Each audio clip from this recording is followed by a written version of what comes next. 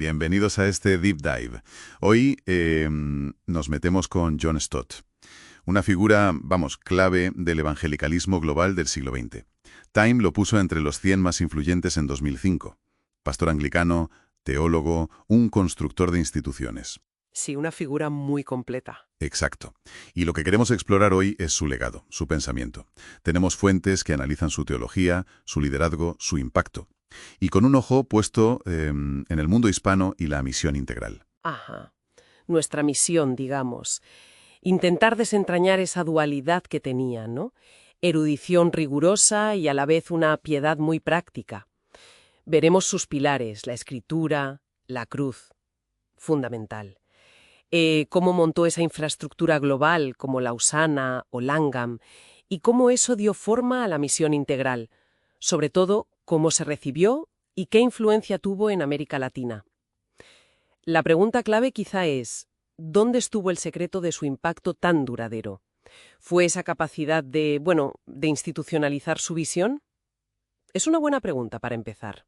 Pues empecemos por ahí, por el hombre. ¿Quién era Stott? A ver, británico. Formación top en Cambridge, doble primera clase. Francés y teología.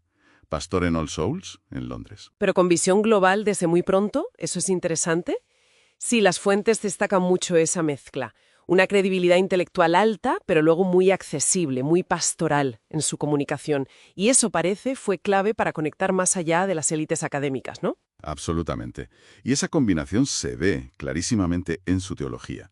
Se anclaba, como decías, en dos pilares. Por un lado, la autoridad de la escritura. Claro, defendía un estudio serio, o sea, histórico, cultural, literario, pero siempre desde una perspectiva de fe cristiana. Y esto se ve en Langham Predicación. Buscaban esa exposición bíblica que fuera fiel, relevante y clara. ¿Entendido? ¿Y el segundo pilar? La cruz de Cristo, su gran obra. Pero ojo, no es solo un tratado sobre la expiación y ya está. Explora todo lo que implica. La salvación, sí, pero también cómo revela a Dios la victoria sobre el mal y, muy importante, cómo vivir bajo la cruz en comunidad. Y dentro de eso defendía ideas como la satisfacción y la sustitución. Quizá podemos aclarar un poco qué significan. Sí, claro. De forma sencilla, la idea es que Cristo en la cruz satisfizo las demandas de la justicia de Dios por el pecado. Vale.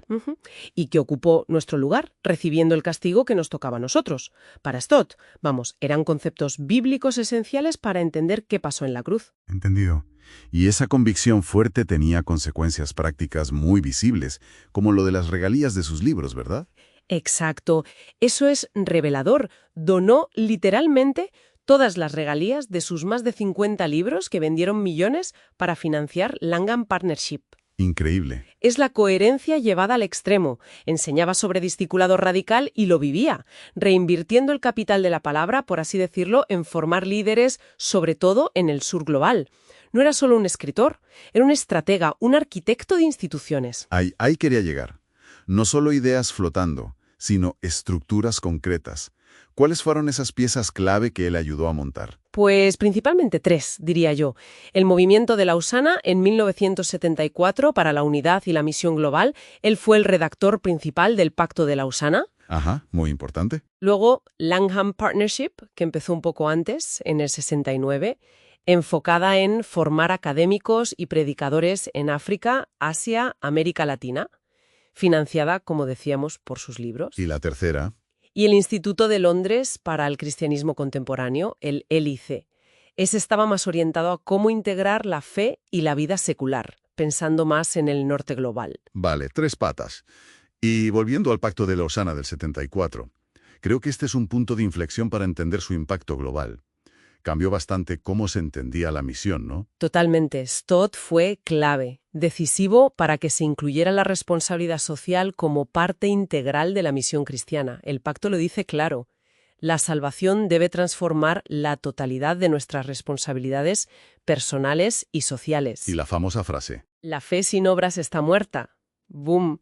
Eso rompió una dicotomía que llevaba mucho tiempo ahí, esa separación que hacían muchos evangélicos entre evangelizar, salvar almas, y la acción social, mejorar el mundo. O sea que le dio, digamos, un respaldo teológico fuerte a lo que en América Latina ya se estaba gestando y llamando misión integral. Exactamente.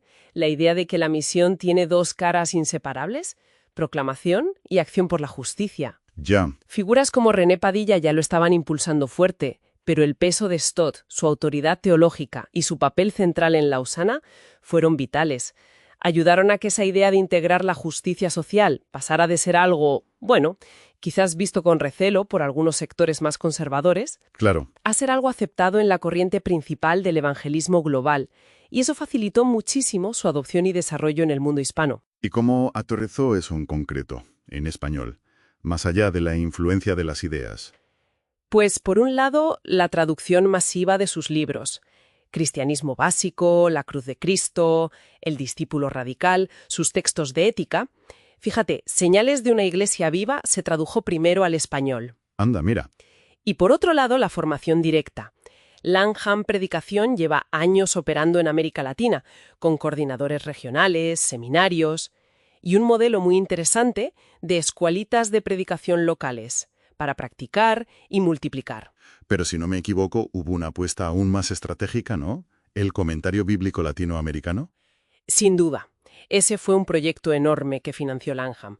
12 años de trabajo, más de 100 académicos latinoamericanos implicados. Impresionante. El objetivo era claro: iluminar la escritura desde y para las realidades culturales del continente. O sea, pobreza, injusticia. Las fuentes lo llaman casi un acto de descolonización teológica. Invertir para que la propia academia local generara su exégesis contextualizada. Un empoderamiento real, vamos. Entonces, resumiendo un poco este deep dive, ¿qué nos queda? El legado de Stott parece ser uno de equilibrio, ¿no? Cabeza y corazón. Claridad doctrinal con la cruz como centro integrador. Sí, Pero sobre todo, y esto es lo que quizá perdura más, una visión para crear infraestructura sostenible. Su influencia sigue viva no solo por los libros, sino por esas instituciones, Langham, Lausana, que siguen activas décadas después. Un legado que se multiplica. exacto. Y ese marco que él proponía, fidelidad bíblica unida a un compromiso muy serio con la justicia, sigue siendo relevante hoy, frente a desafíos como, no sé, el fanatismo o el pluralismo radical. Totalmente. Y esto nos deja con una pregunta final, quizá para pensar. Si Stott reinvirtió su capital intelectual, sus regalías, para desarrollar liderazgo global, ¿cómo podríamos hoy reinvertir el conocimiento, los recursos, de formas nuevas? Formas que empoderen intelectual y espiritualmente a comunidades con menos acceso, superando, quizá, los modelos más tradicionales de ayuda. Es algo en qué pensar.